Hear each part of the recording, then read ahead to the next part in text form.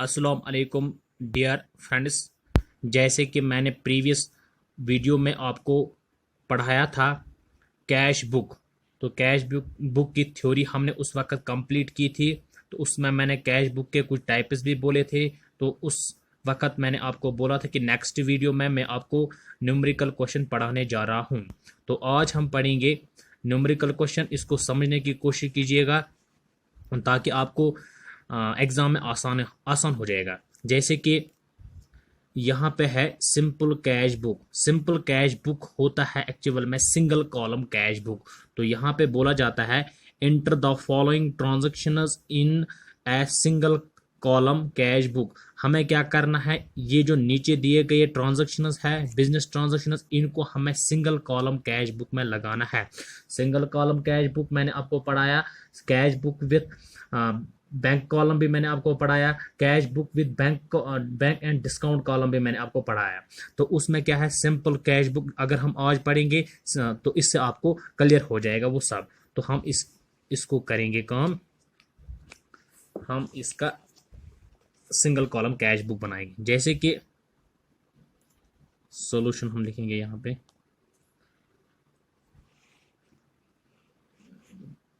तो यहाँ पे है सबसे पहले mister A commenced business with के। दैट मीन्स कि ये जो ट्रांजैक्शन है ये तमाम रिलेटेड होंगे मिस्टर ए के।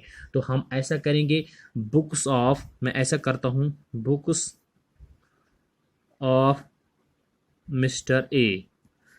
तो क्या बनाया मैंने, कैश बुक बना रहा हूँ, cash book but cash column के साथ, कैश कॉलम क्योंकि सिंगल कॉलम है।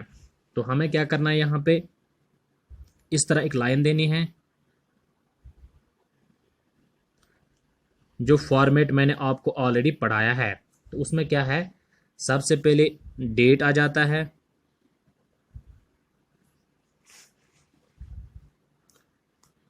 डेट के बाद हमें पर्टिकुलर्स आ जाता है, पर्टिकुलर्स के बाद वोचर नंबर, वोचर नंबर के बाद एलएफ, एलएफ के बाद रुपीज आ जाएगा या अमाउंट जिसको हम कहेंगे।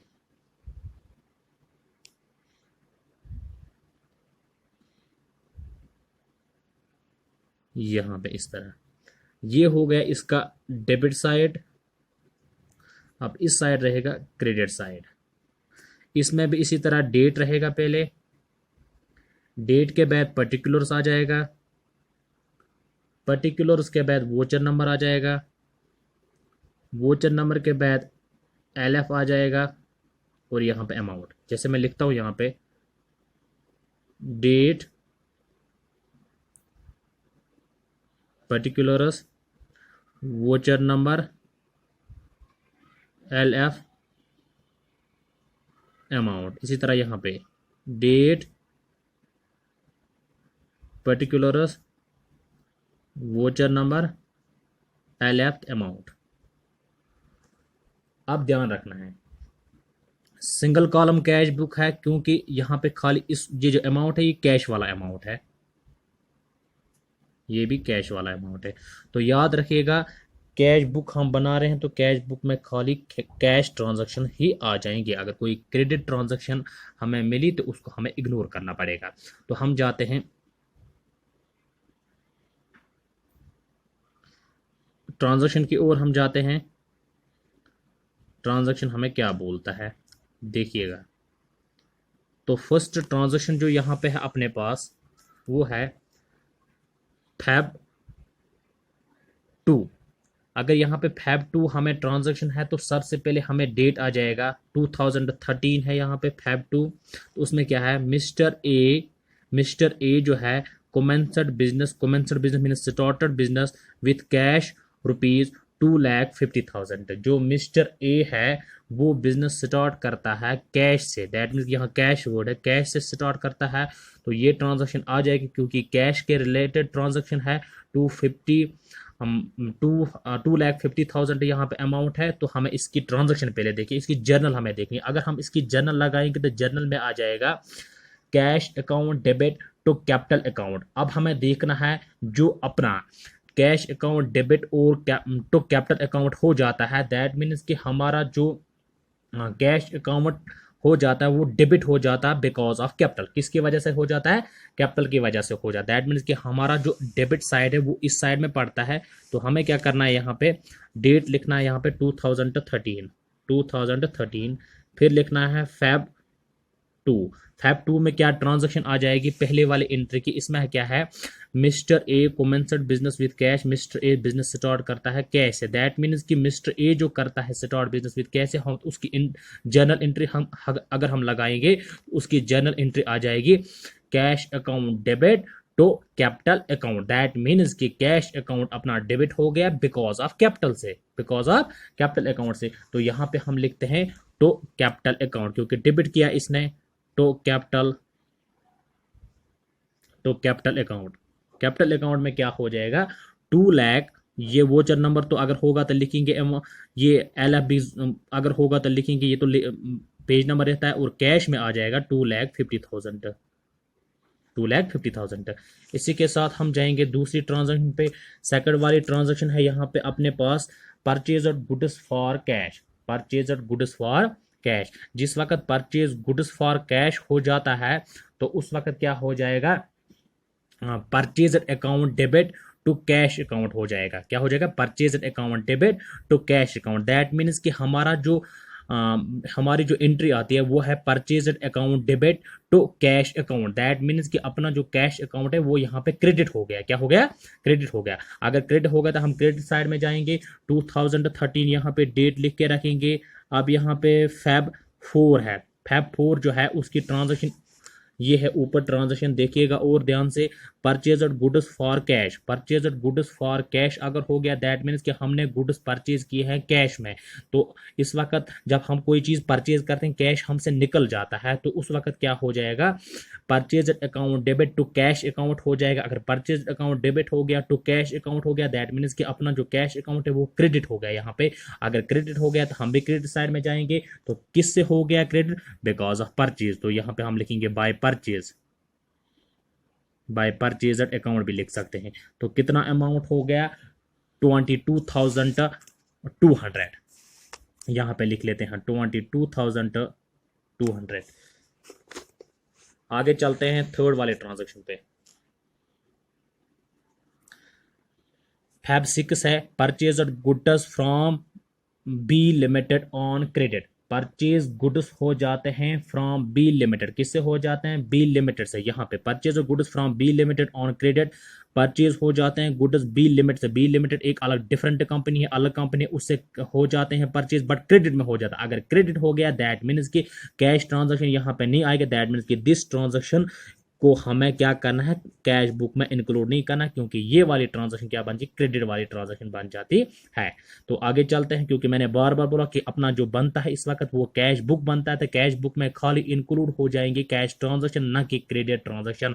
All cash related transactions are to be included in cash book. तो यहाँ पे क्या है, Feb 6 को हमें इग्नोर करना बिकॉज ऑफ क्रेडिट है यहाँ पे। उसके बाद जाते हैं Feb 12, Feb 12 पे जाते हैं। तो Feb 12 में बोला जाता है सोल्ड गुड्स। तो हमने क्या किया, यहाँ पे गुड्स को सोल्ड किया। अगर हमने गुड्स को सोल्ड किया, जब हम गुड्स को सोल्ड करते हैं तो अपने पास कैश आ जाता है। जब कैश आ जाता है तो किसके जरिए आ जाएगा, सेल से आ जाएगा। तो वहां पे एंट्री जो अपनी बन जाएगी वो है cash account debit to sales account. अगर cash account debit to sales account हो गया दैट मीन्स कि अपना जो कैश अकाउंट हो गया वो डेबिट हो गया बिकॉज ऑफ किससे हो गया, बिकॉज ऑफ सेल्स। तो मैं यहाँ पे लिखता हूँ Feb, तो डेबिट हो गया यहाँ पे, मैं यहाँ पे लिखता हूँ Feb 12। Feb 12 में क्या हो गया, तो सेल्स हो गया, तो सेल्स हो गया यहाँ पे। अगर तो सेल्स हो गया तो कितना अमाउंट हो गया, ऊपर देखते हैं, अमाउंट हो जाता है 75,000। तो यहाँ पे आ जाएगा 75,000। आगे चलते हैं, उसके बाद है Feb 16 पेड रेंट। तो रेंट जब हम पे करते हैं तो हमसे क्या पैसे निकलते हैं, क्योंकि पे रेंट हो गया, पेड हो गया, रेंट हमने दे दिया तो पैसे हमने दे दिए, उस वक्त क्या हो गया, उस वक्त हमसे कैश निकल गया। जब हमसे कैश निकल जाएगा तो हम क्या करेंगे, rent account debit to cash account, journal आ जाएगी इसकी, rent account debit to cash account. जब rent account debit to cash account हो गया, दैट मीन्स कि अपना जो कैश अकाउंट वो क्रेडिट हो गया, दैट मीन्स कि हमें क्रेडिट साइड में जाना पड़ेगा यहाँ पे। तो हम करेंगे काम, फैब, डेट क्या है, 16 है इसका डेट। तो हम ऐसा करते हैं, डेट 16 को यहाँ लिखते हैं हम। बाय रेंट हो गया यहाँ पे, बाय रेंट, रेंट की वजह से हमें कैश निकला। बाय रेंट अकाउंट कितना निकला हमसे कैश, वो निकला हमसे कैश 1000 रुपीज़। तो 1000 रुपीज़ यहाँ पे आ जाएगा। नेक्स्ट वाली फैब 19, परचेजड बिल्डिंग है यहाँ पे। जब परचेजड बिल्डिंग हो जाए, कोई भी चीज़ हम परचेज करेंगे तो पैसे निकल जाते हैं हमसे, दैट मीन्स कि परचेज अकाउंट डेबिट हो जाएगा, यहाँ बिल्डिंग अकाउंट डेबिट हो जाएगा, तो कैश अकाउंट हो जाएगा, तो कैश अकाउंट अपना क्रेडिट हो जाए, तो यहाँ पे आ जाएगा फैब 19 इसका डेट है। फैब 19 इसका डेट है। तो किसकी वजह से कैश निकला, बिल्डिंग की वजह से, तो यहाँ पे आ जाएगा, सॉरी, बाय बिल्डिंग आ जाएगा, by building account. By building account से हमें इस वक्त कितना निकला, 2 लाख रुपीज़, 2 लाख रुपीज़। आगे चलते हैं। अब क्या है यहाँ पे, फैब 21, फैब 21 कैश सेल्स हो जाता है। 21 जब कैश सेल्स हो जाता है, दैट मीन्स कि सेल करते हैं हम, तो कैश आ जाता अपने पास, cash account debit to sales account हो गया। अपना जो कैश अकाउंट वो डेबिट हो गया, किसकी वजह से, सेल्स की वजह से, तो हमें डेबिट में जाना है। फैब 21, तो सेल्स की वजह से हो गया, कितना हो गया, 9900 रुपीज़, 9900 रुपीज़ ये दिया है। उसके बाद फैब 22, फैब 22 में क्या हो जाता है, sold goods to C on credit. हम सोल्ड गुड्स करते हैं सी को ऑन क्रेडिट, मगर करते हैं किस बेस पे, क्रेडिट बेस पे। मैंने बार बार बोला याद रखने के लिए कि जो हम कैश बुक मेंटेन करते हैं, उस कैश बुक में खाली कैश ट्रांजैक्शन आ गया, दैट मीन कि अगर हम गुड सोल्ड करते हैं सी को बट क्रेडिट पे करते हैं, तो ये वाली एंट्री क्या नहीं आ जाएगी, इसको कट करना पड़ेगा यहाँ पे। तो आगे चलते हैं। फैब 23 है। फैब 23 को हम क्या करते हैं, पेड सैलरीज, मीन्स कि हम पे करते हैं सैलरी। जब हम सैलरी को पे करते हैं तो सैलरी देने की वजह से क्या हो जाएगा, कैश हमसे निकल जाएगा, तो सैलरीज अकाउंट डेबिट हो जाएगा टू कैश अकाउंट हो गया। तब क्या, अगर कैश अकाउंट हो गया, दैट मीन्स के कैश अकाउंट क्रेडिट हो गया यहाँ पे, salaries account debit to cash account. तो हम क्या करेंगे, कैश को हम क्या करेंगे, क्रेडिट करेंगे। तो डेट क्या है, फैब 23। तो हम क्या करेंगे, हमारे पास कैश इस वक्त निकला, लेकिन किसकी वजह से निकला, बाय सैलरीज की वजह से, सैलरीज अकाउंट की वजह से। तो कितना निकला, 10,000 रुपीज़। तो यहाँ पे लिख लेते हैं हम 10,000 रुपीज़। आगे चलते हैं। फैब 23 हो गया। उसके बाद है फैब 24। फैब 24 में हम क्या करते हैं, वेजेस करते हैं, पेड वेजेस। पेड वेजेस अगर यहाँ पे हो गया, दैट में कि वेजेस हम पे करते हैं, जो हम मजदूर को मजदूरी देते हैं उसको वेजेस कहते हैं।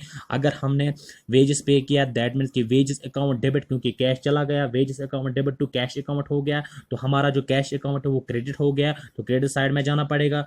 तो फैब 24, फैब 24, फैब 24 में क्या है, हमने वेजेस पे किए, यहाँ पे हमने वेजेस पे किए कितना, 5,500 रुपीज़। तो हमारे पास कैश जो निकला वो बाय वेजेस निकला। मैं यहाँ पे लिखता हूँ by wages, by wages account कितना निकला, 5,500 रुपीज़। उसके बाद फैब 28, फैब 28 में क्या हो जाता है, रिसीव्ड फ्रॉम सी। जो ये सी है ऊपर, जो ट्रांजैक्शन है जिसको मैंने कैंसिल की थी, वह है सोल्ड गुड्स टू सी। मैंने गुड्स सोल्ड की थी सी को ऑन क्रेडिट, मगर किया था क्या, उधार पे। क्या किया था, उधार पे, क्रेडिट बेस पे। तो लास्ट पे क्या हो जाता है, जब फैब 28 आ जाता है, रिसीव्ड फ्रॉम सी, तो मैं सी से रिसीव करता हूँ कितना, 12,000। अगर मैं रिसीव करता हूँ सी से, दैट मीन्स कि मैंने यहाँ पे जो उसको उधार किया था उस वक्त सोल्ड, वो पैसे मैं रिसीव करता हूँ, उसमें से कुछ पैसे मैं रिसीव करता हूँ। जो पैसे मैं रिसीव करता हूँ, जैसे कि मैंने उसको सोल्ड किया था 20,000 का गुड्स, तो उसमें से रिसीव करता हूँ मैं 12,000, दैट मीन्स कि 12,000 मेरे पास आ गया, दैट मीन्स कि ये वाला कैश आ गया। तो किसकी वजह से आ गया, फैब फेब 28 पे, फेब 28 पे। तो फेब 28 पे अगर आ गया ये, तो हमने इसको रिसीव किया, दैट मीन्स कि किसकी वजह से रिसीव हो गया, सी से हो गया। तो तो सी इज अकाउंट, तो सी के अकाउंट से हमें कितना रिसीव हो गया, 12,000 रुपीज़। तो अब हमें क्या करना है, इसका हमें टोटल करना है। तो टोटल हम इस साइड में देखेंगे, क्योंकि यहाँ पे अपने पास है 2,50,000, यहाँ पे टोटल हम देखेंगे, इसका टोटल आता है अपने पास 3,46,900। तो इस साइड भी बराबर आना चाहिए,